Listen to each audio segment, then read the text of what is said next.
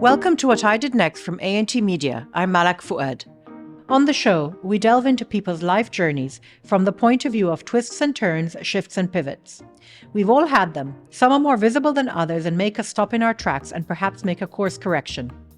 Others only come into focus with hindsight, when we look into the rearview mirror and realize that a particular moment was pivotal in our lives. This is what forms the foundation of What I Did Next. Today I'm joined by Omniya Abdel Barr. Omniya is an architect and a specialist in cultural heritage conservation, working between Cairo and London. She now divides her time between the Egyptian Heritage Rescue Foundation, EHRF, and the Victorian Albert Museum in London. Most recently, Omniya was one of 4 co-curators of the Islamic Art Biennale in Jeddah, which runs until April of this year. Omniya's career has been instinct-driven, and like many of us, benefited from a bit of happenstance and being in the right place at the right time. Many of us growing up in the Middle East are used to coexisting with spaces and artifacts that hark back to centuries of history. We often take them for granted, see them as part of our daily lives, and are unaware of the power and magic they hold over us. Omniya is one of the rare ones who actually stopped, looked, listened, and began her quest to restore and maintain these treasures for future generations. This is not just an Egyptian story, but a regional one. And Omniya shares her thoughts on the effort that goes into maintaining our historical sites, including raising funds from across the region's benefactors and institutions. My conversation with Omniya is a reminder that cultural heritage is as important to a nation's foundation and economy as tangible industries like manufacturing or oil. We kick off our conversation with my favorite icebreaker question. If Omniya could invite anyone to her fantasy dinner party, who would be around her table? There's so many people I'd love to invite, but I think I've always been someone who's been curious about how things unfolded and about our past history. And it looks like I would like to invite some historic figures to have chats with, to understand things, to feel, especially about my city, Cairo, how it looked like. Perhaps there'll be all people who lived and came through here. Funny enough, I want to start with a Mamluk Sultan, Qaitbay, because I have placed my office in one of his former houses in Darb al-Ahmar. And Qaitbay is such an amazing figure, and I feel that he really, really loved the city and the country, and he governed Egypt in the late 15th century. I also think because he's someone who had this great affinity for arts and craft, I would like to, be able to sit next to him and question him about this. But there's also another figure I'm fond of in our modern history, and that's the Prince Muhammad Ali Tawfiq. Because ever since I was a kid, my father used to take me to Manyal Palace, and I love the place. But then when I started doing what I'm doing, being in cultural heritage, I was very touched by the place because the place give credit to the people who made it, to the makers. And Prince Muhammad Ali has placed the name of every single builder or master builder, master craftsman who worked with him at the entrance of his mosque. I didn't know that. Yes. That's amazing. The next time you go, look for this beautiful marble panel. And I think there's like 9 of these names. And I felt that living in these times at the turn of the 20th century with all the movements of arts and craft happening, especially not just in Europe, but also in Egypt, would have been interesting to understand what someone from the Egyptian royal family, why was he interested to bring back this Islamic heritage, especially that we were very much, even us as a society, very much looking to the West, looking to Paris and to Italy, Milan and London, and very much a westernized community more than a traditional one. And perhaps this is why we've somehow lost a lot of our links with our past heritage in a way. Because I also think about outfits. What would people be wearing in this dinner? And throughout my years working in cultural heritage, I've collected my own small collection of, traditional costumes. And I even wear them. And people are always surprised when I do that because they can't realize that this is just simply a galabaya. Yeah. But it's just done nicely, Yeah. and it is in the traditional cuts. Yeah. I try not to wear things that have been played or redesigned. Or modernized. Try to go to the authentic ones because as someone mentioned it to me before, you work on cultural heritage, you have to be true to that. Interesting. I think these 2 personalities have always, I came across them through my work a lot.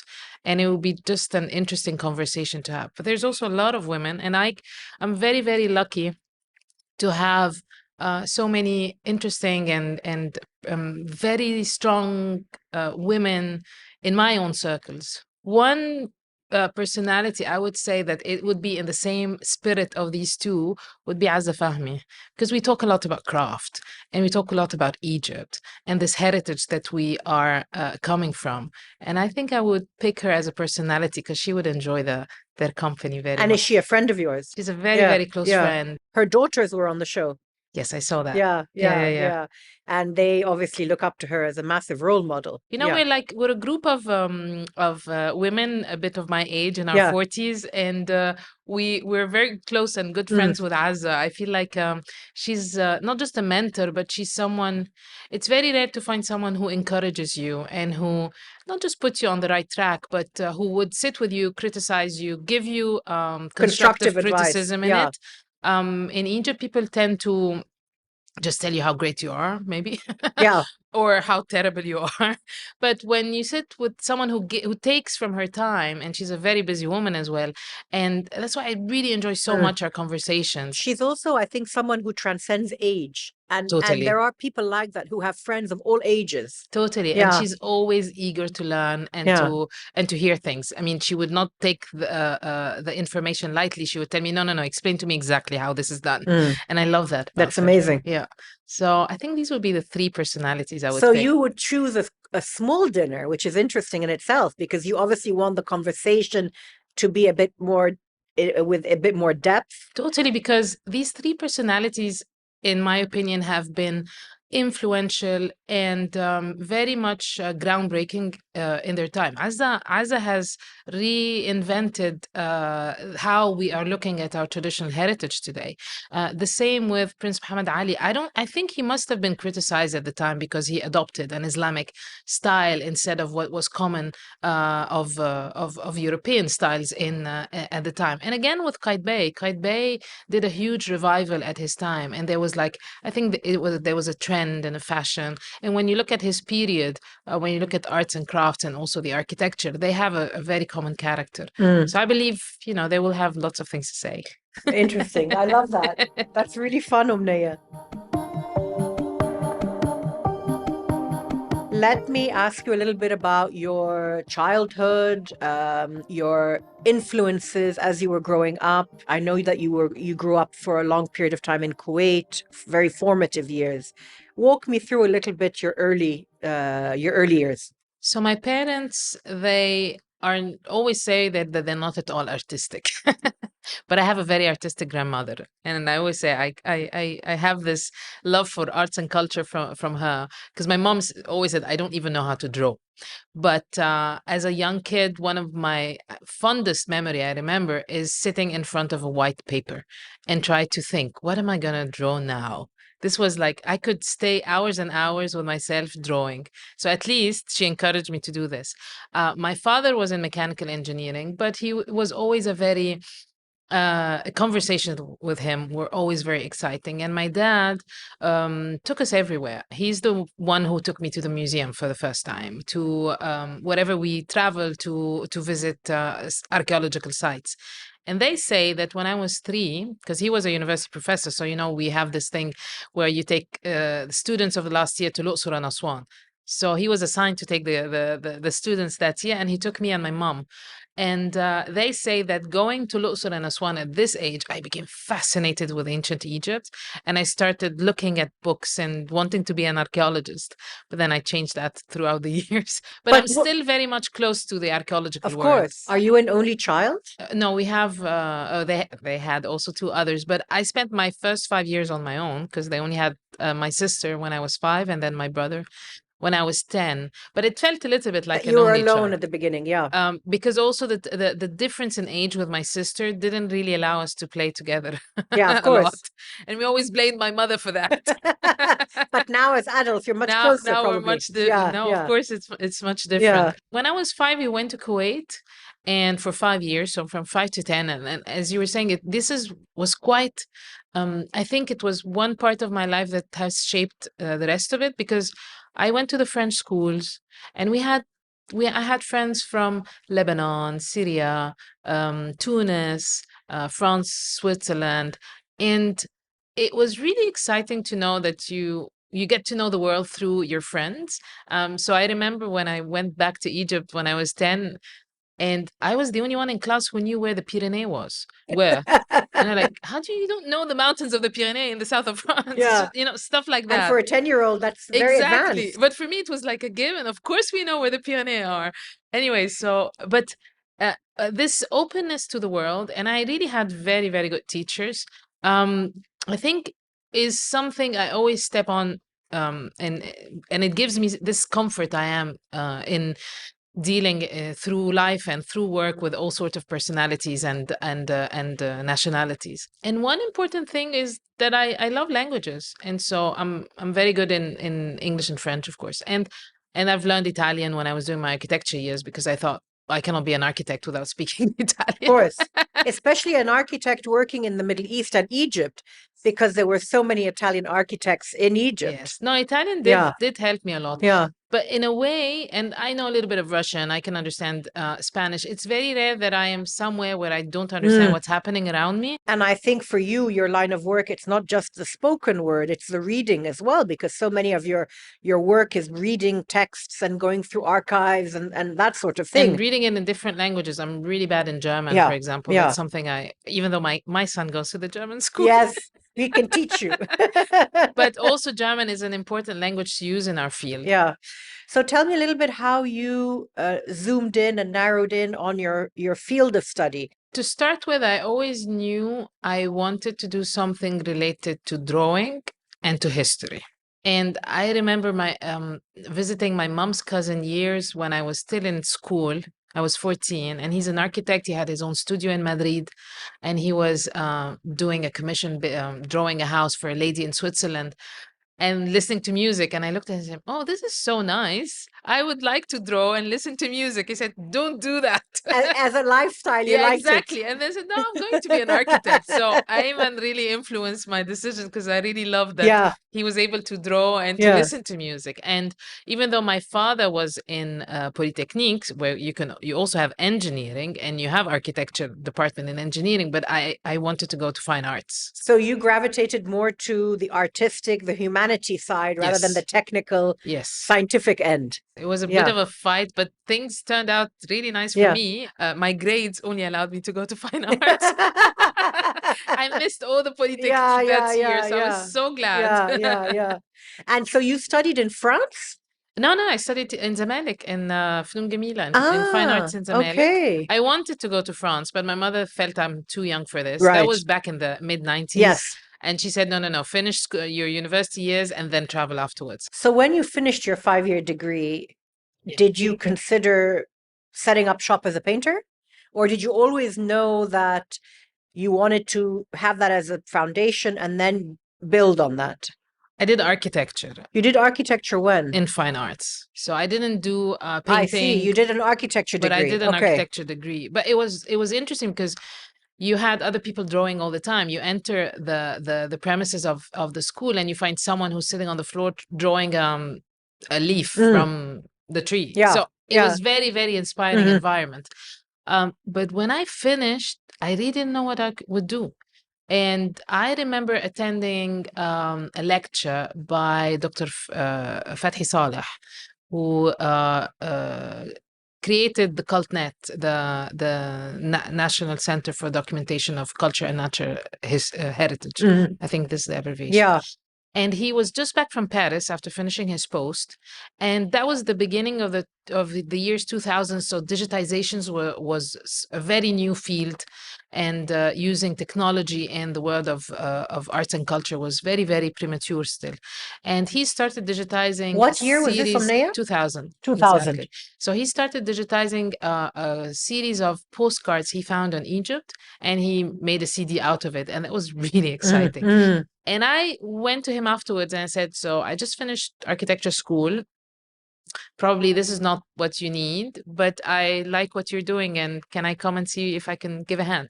And he actually said, yes, come. And I worked with them for like maybe 6 months on natural history, natural heritage. Just because you saw the postcards and you liked what he was doing. I just liked what the center was working on. And I always have something for culture and for heritage and history.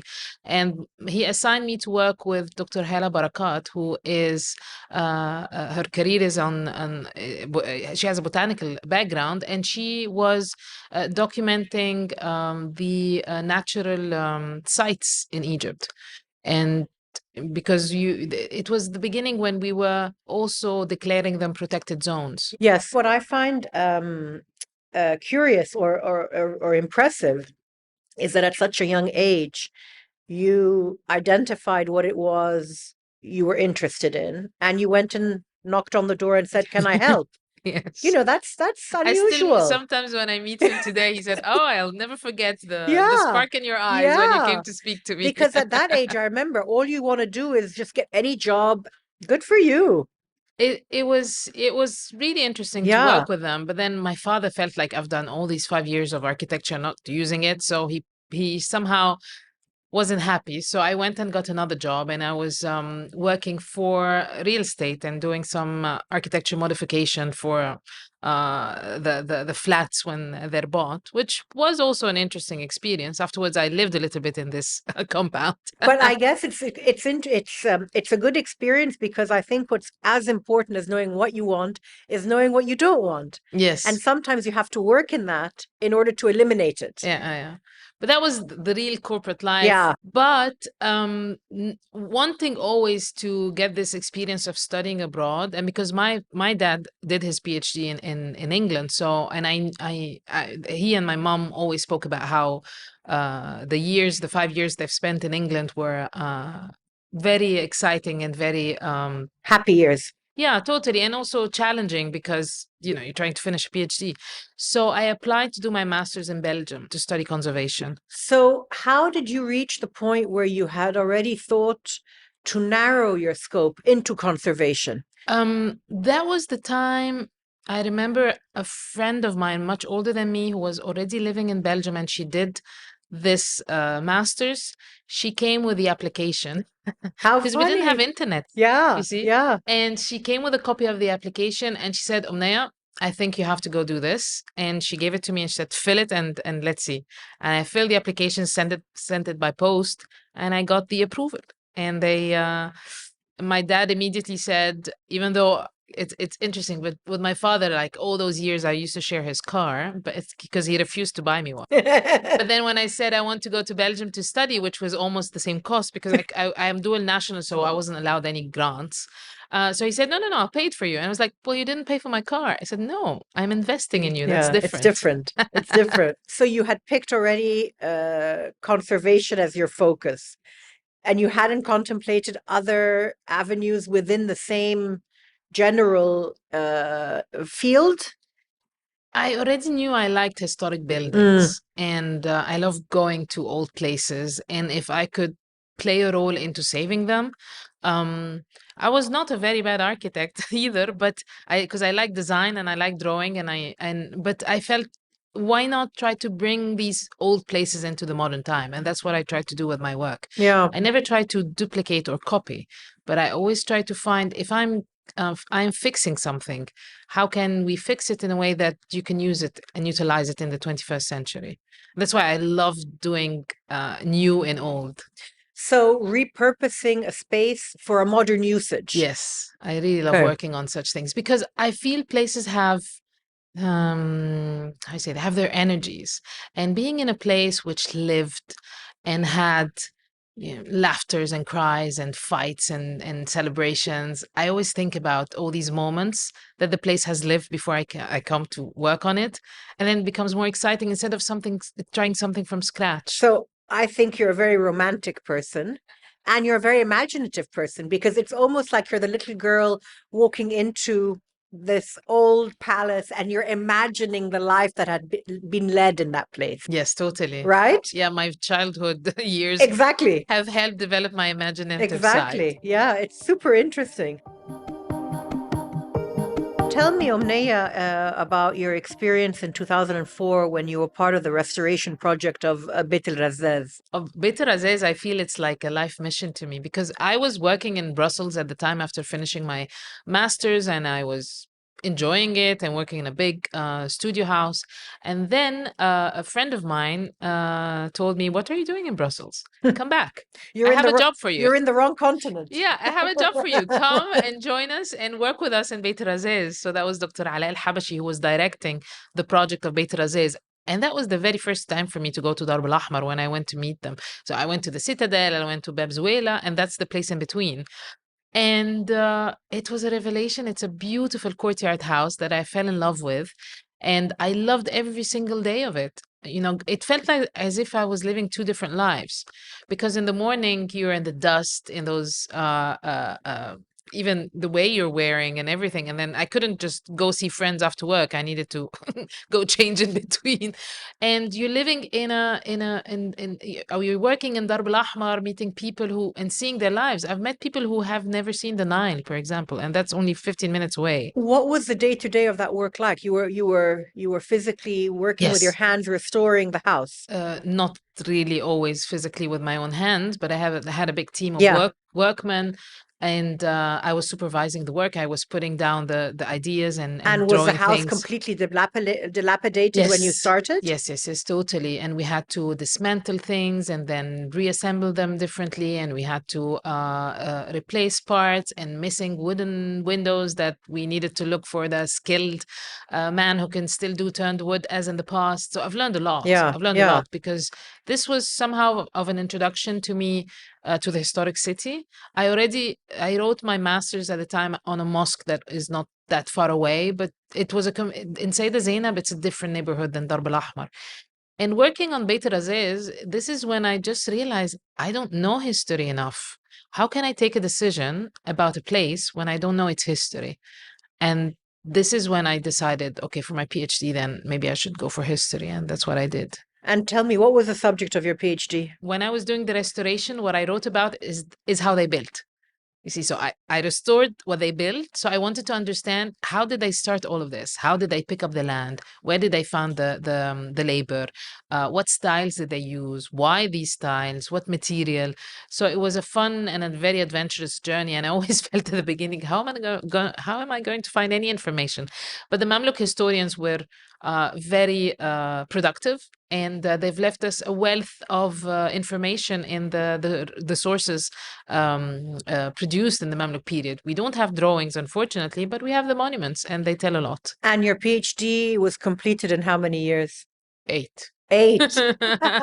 Well, we had the revolution. And life got in the way. And I had a baby. So my PhD is my second child. 8. And you did that where? It was in France, in the south of France, but I was mainly based in Cairo because my professor had a post in Egypt. And the work was here. And the work was here, exactly. Yeah. I just went to show them my work and for my defense, and that's it. And do you think that in your line of work, you need a PhD to do what you're doing? Or was it something you wanted to do for yourself? A PhD is really something you do for yourself because it's a training. It's a not dedication. What's the word for it? Discipline. Discipline, yes. And I think it's about completing it, not doing it. It's really the methodology that you learn and that you apply. And this is the only time you will have time to read as much as you want and to write on things as you want to. So I always encourage whoever wants to do it. I tell them it's not easy. It will take a lot of your time. You will have to do lots of sacrifices. At one point, my son couldn't link me with the beach because I was never on any beach holiday. I was in the library working. Yeah. And when I said no, now I finished. I can, and he was young take at a the holiday. time, and he was a baby, very and he small. was a baby, yes, but it's a sacrifice. And so whether you can do it or not, it's not easy, of course. But I am very, very grateful for being given the opportunity to do it because I never thought about doing a PhD, to be honest. Academia for me, because my father was in academia and I didn't want to go through that path because I've seen how he was like not always happy about Yeah. the situation in Egypt. So I was never interested to work in the university. But then I worked on a project in Sayyida Zainab with the Mairie de Paris. And my boss, the French lady, she took me by the hand one day, introduced me to Sylvie Denoir, who will be my professor afterwards. And she told Sylvie, Omniya needs to do a PhD. See, when I told you I have very important women in my Yes. life? So Yes. Christian Blanco is one Yeah. of them. But I love that you listen to them. Yeah, and I was like, we always laugh about it because Sylvie always says, I just didn't understand when this woman coming to my office and saying, Omniya needs to do a Yeah, PhD. yeah. But we had so much fun. Yeah. And my professor was very much instrumental for me to finish because she's a woman. She also had her son when she was doing her PhD. She understood the struggle you have to go through when you're doing such important work and the sacrifices. And she was always encouraging. And I think she taught me something very, very important. She told me, for herself, she said, all my life, I always felt that I wasn't doing enough to my work and I wasn't doing enough to my family. And I always lived with this guilt. So she said, my advice to you is try to live them both and don't feel guilty. And this feeling of guilt eats you. So she said, just try to balance it. Yeah. You will never be able to make everybody happy, but It's but every don't live with the guilt. It's Exactly. every woman's big dilemma, and it never goes away. No, it's It not never goes easy. away. Yeah. When we come back, Omniya tells us how she balances her life between London and Cairo and how she works with regional policymakers and benefactors to make the case for preserving history. That's right after this short break. Welcome back. You're listening to What I Did Next, and this is my conversation with Omniya Abdel Barr. The latest sort of progression or the latest big project you did was co-curating the Islamic Art Biennale in Jeddah. How did that come about, and what has it meant for you? And before you say anything, we are recording this in the middle of February. The event was at the end of January, which I attended, and you have been recovering ever since. I think the audience needs to know this because when you walked into the studio today, you said how exhausted you've been because your adrenaline levels were so high for so long. Oh, totally. The site of the Islamic Arts Biennale is so impressive and so grand. And it was a huge, huge task, to be honest. But I'm very proud of the team and every one of us who worked on it because really, when we say impossible mission, this was an impossible mission. And we still can't believe we did it and we delivered. I love that the site that was chosen, because I know you were all looking for different sites for a while. Yes. I love that it was the Hajj terminal in Jeddah, which of course is the location for people coming to do Hajj. It's where they land and where they stay when they first arrive. And I think the symbolism was felt very much by the people attending the event, and it seemed like a perfect location. What did that role involve for you, and how long did it take you to put it together? And give me a sense of how it all happened for you there. I've been working on this project for the past 2 years. And I think coming back to the site, I think the site chose us more than we chose it. We were drawn to it. And probably it's the amazing energies that you have as well. And I remember, I think that when I was studying architecture, we took in theory of architecture this site. Maybe I have a sketch of it from the 90s, but it was familiar to me because it took the Aga Khan Award in 1983. I was living in Jeddah when it was built. And I remember very, very clearly that I was very young, but I remember clearly the creation of that terminal was quite groundbreaking because it was different. The look of it was so different to anything that was seen anywhere else. Exactly. And somehow the tented concept fit perfectly with the country. Oh, yes. So it is an image. It's become a visual image. It has. So for us, even at the Biennale, when we were trying to prepare all the visuals, it was inevitable. Yeah. The tents are part of the course. visuals you're trying. Of course. And they are everywhere. And every picture you take when you're on site is beautiful because of the place you're in. Yeah. So this was a bit, sometimes you start project and you don't know from where to start. And that was a bit like that for me. Because first of all, I didn't know anything about the Saudi institutions I would work with afterwards, and I had to go and discover them. And I didn't know anything about the collection. And Mecca and Medina for me were just a place for rituals. I did Umrah once in my life. That was my only connection. I did work for a short period of my life in Dar al Handasa. So I worked on this extension of the Haram Sharif for a year or so. So I was familiar with the site, but very much from an architecture point of view. And then when we were asked to focus the first Biennale on Mecca and Medina and to try um, to convey this feeling. I remember the very first thought I had in my mind, because we were still in the middle of the pandemic, is that I wanted people to breathe. I said, well, we go to shows and exhibition, and sometimes you're too exhausted from what you're seeing. And I kept on saying, I really want people to come and enjoy the experience. And after so many hardship living through the pandemic, to be able to go somewhere where they can, you know, You just exhale. yeah, where you can relax and you can have some space for your brain as well, because life is too pressuring at the time. There's so much pressure everywhere. And this was one of my very first thought approaching this project, is that we want we want the visitor to be able to, yes, to know about new things maybe and to see beautiful stuff, but to stand still at a moment and to Mm, feel, mm. the inside, and Yeah. to feel, take a breath. And how did you were co-curating with three other curators.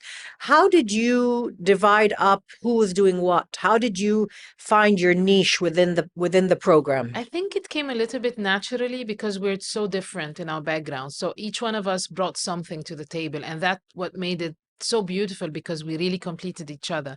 And having to work as well with two pioneers in their field, Dr. Saad al-Rashid, who is a Saudi archaeologist, but who was always there in every history, in every story. And that was fascinating. We go and visit places with him, and then he goes back and tells me stories from the 70s. But he also gave me a lot of hope, because he's someone who was championing the heritage of the kingdom for years and years and years. And for him, sometimes I would see tears in his eyes in a way, because he's so excited that now that he is in his 70s, there is this huge recognition and huge interest, and also invest in the history of the country and its heritage. And so Dr. Saad's meeting him was Mm. really exciting and very, very informative. And also to work with Dr. Julian Raby, who I heard so much about him because most of my friends studied with him in Oxford. And then afterwards he was in Washington with the FRIA. So he was directing the museum. And probably because of those years being a professor in Oxford with Dr. Julian, it was always, whenever I had a question, he would take the time and explain it to me. And because I am a self-taught Islamic art historian, let's say, because my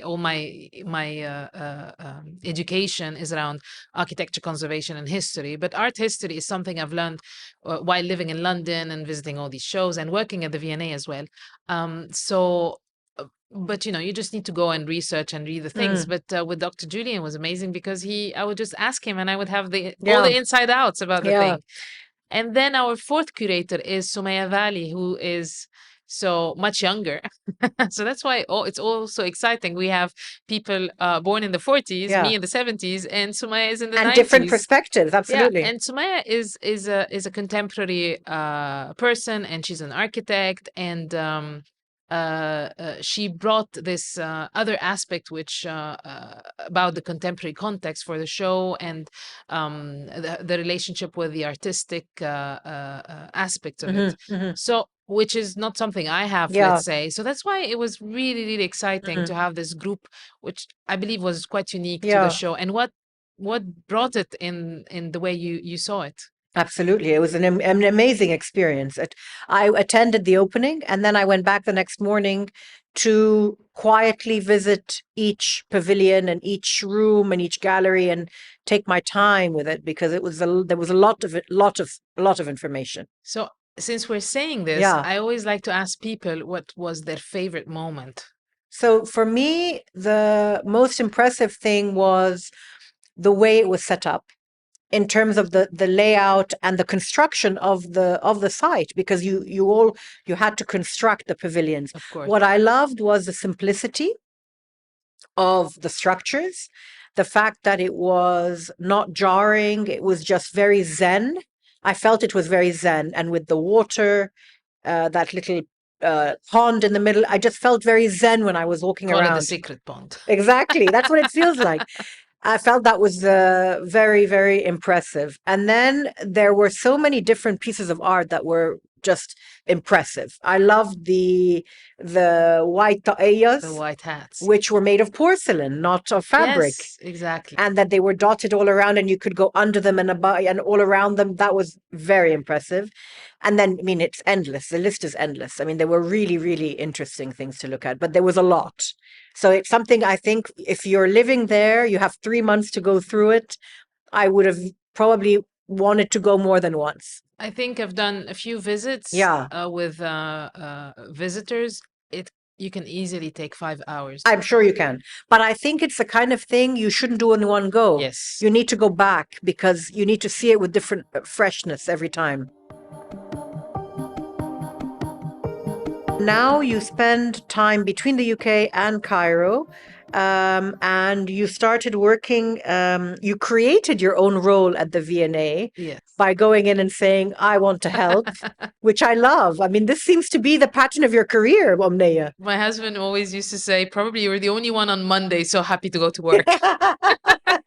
That's amazing. Yeah, because Yeah. V&A is just, It's a fabulous museum. It's a fabulous Yeah, thing. it's And I'm incredible. so lucky that in Cairo, I'm in Beit Raziz, and in London, I'm at the V&A. Yeah. And even when I did the Mamluk Member project, I was mainly in London, but I never really lost contact with Egypt when we moved. We moved because of my husband's work. But Oh, you moved to the UK because of your husband? yes. Ah, and so this is why you then were looking for something there for yourself. Yes. I see. Okay. I want to ask you, what is your typical day like? Because you wear so many different hats, you have so many different roles. Give me a sense, if you're in Cairo as opposed to being in London, what is a typical day for you? Yeah, the fact that I have so many hats can be confusing, even to me. I'm sure. Sometimes I wake up and I say, what am I supposed to do today? Who do I need to work for? Absolutely. So that entails that I need to structure my day and be a little bit organized. But the good thing in a way that through being in London and Cairo, I immediately switch. So that's a good thing in a way. I have my habits and I have my things. I'm a morning person. I know that if I need to write something, I have to do it before 10 a.m. Because that's my biggest focus would be from 6 to 10 a.m. And You're like me. yes, and I can work afterwards, of course, but it's when I need to be creative and think deeply, it's the morning hours. You're sharpest at that time. Yes, yes. Before, if you wake up before sunrise and then, make a cup of coffee Yeah. and immediately jump into what you want to write. And then after 10, I can do other stuff and have breakfast and all of that. Yeah. But when I really need to write or focus on structuring something or taking decisions about something, I do it very early in the morning. And I also try not to distract, because we tend to be distracted easily by being pulled in meetings left and right. So I try to group them so that I would have a day where I can, at least in the week, where I can all be in my office and be able to focus. Because then things accumulate and you can't keep track. But for me, in a way, my work at EHRF and at the V&A, they also complete each other. It's about culture heritage. It's about Islamic art and architecture. Being at the V&A helped me a lot understand what I did in the Mamluk Member project, for example, because I had access to collections. I could see things and turn them, and understand also how the technology of making it happened. So I don't see them as separate things. I see them that they're complementary. very much complementary. Yeah, but I think that's more or less, it's not easy, of course, but you just have to figure it out. You just have to figure it out. So I want to end our discussion by playing devil's advocate with a few questions, because in our part of the world, I think we have so many problems as countries and as societies with limited resources. And I want to ask you, restoration and preservation can be seen, depending on your perspective, as a luxury. How do you, obviously, I know where you fall on that, but how do you persuade policymakers or people with the ability to finance things that actually it's not a luxury? What can be done for that? You're using the word I use because I've been telling them it is not a luxury anymore. It is really a necessity because this is part of who we are. And it might sound like a cliche, but if we don't preserve our memory, then we have nothing. And especially the past decade has been very harmful and very painful because we've lost in Egypt and also in the region a lot of our culture heritage. But there's lots of intangible that comes around it that we don't feel it, like when I was telling you the history of the Kiswa, for example. So it's all tied up into the same sphere, in my opinion. And when I try to convince people to invest and to put, to put aside some money for this, it's not easy, huh? But especially in Egypt, I still didn't work with Egyptian monies until now. I'm trying. Yeah, yeah, I always got grants from abroad to yeah. do this. But I think us as Egyptian, we have to start thinking that we own this heritage and that we have a responsibility to preserve it for the other generation. That I think about my son and that I want him to enjoy the richness that Egypt has. And yes, it's very challenging because this is Egypt. What are you going to preserve? Everywhere you go, there's something. That's right. Even in our modern history, there's something.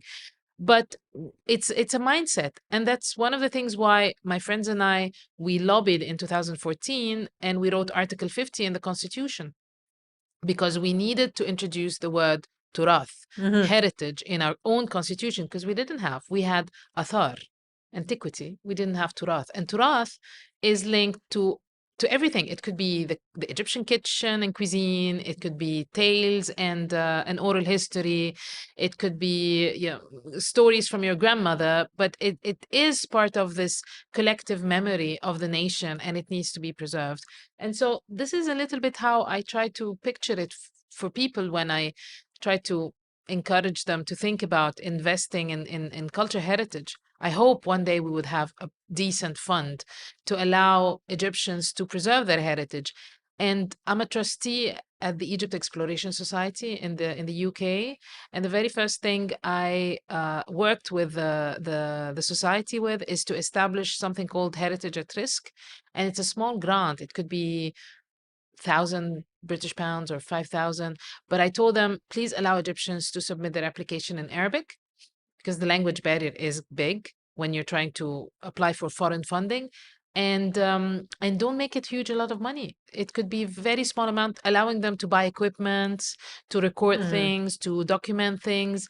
And I can't tell you how successful this To make access more this widespread. fund has been. Yeah. So I hope we can duplicate this effort, and we can have in Egypt a grant allowing Egyptian to document the day-to-day, the things that are disappearing, because not just because we're not preserving them, but because of the style of life we're living today, that we're losing other things that felt normal to our parents and our grandparents. But allowing someone to restore a house in, I don't know, Minya, or doesn't have, it's also very much Cairo centric or Luxor Aswan centric. So to go out of these familiar places and to encourage the younger generation specifically to document and to preserve and to reinvent as well. That this is what will give it life, I guess. Omniya, that was amazing. Thank you so much. Thank you for also giving me the time to think. We don't have much time to think It's these true. days. No, and sometimes it's nice to take a bigger picture and a zoom out perspective, and I'm just thrilled that you came on the show, and I would like to. We have to keep the contact going, and we want to know what's happening with you. So we're going to check in with you at various points as well and see how you're doing. Well, I hope for everyone listening to us then to come and check on me maybe in a couple of years, Because what I'm hoping to embark on next is, I know Beit Razes has been very, very generous to me, and now this house needs attention, and this is what I'm going to do. And are you looking for funding for that? I have a beginning of funding, but this house is divided into 2 courtyard houses. So there is one courtyard house restored, but there's another one 3 times bigger that is in ruin. And that's a very big project, but I really need to start. Yeah. Khalas, it's I know it's inevitable. The house has been waiting, and it's now or never. So So hopefully, we're going to watch this space, Omniya. exactly. Hopefully do come that. and visit us in. We but will. give me a year or 2. I will. Thank you so much. Thank you. Thank you for joining me today. I hope you enjoyed the episode. We've got a few more details about Omniya's projects and what's in her cultural inbox on our bonus episode out next week. You can get started with a free trial on our website or on Apple Podcasts with just a few clicks. What I Did Next is brought to you by A&T Media. This episode was hosted by me, Malak Fuad, and is co-produced by Chirag Desai. You can follow us for more on our website, Instagram, Twitter, and on LinkedIn. Just search for What I Did Next. We'll be back in a couple of weeks' time with a new guest. See you then.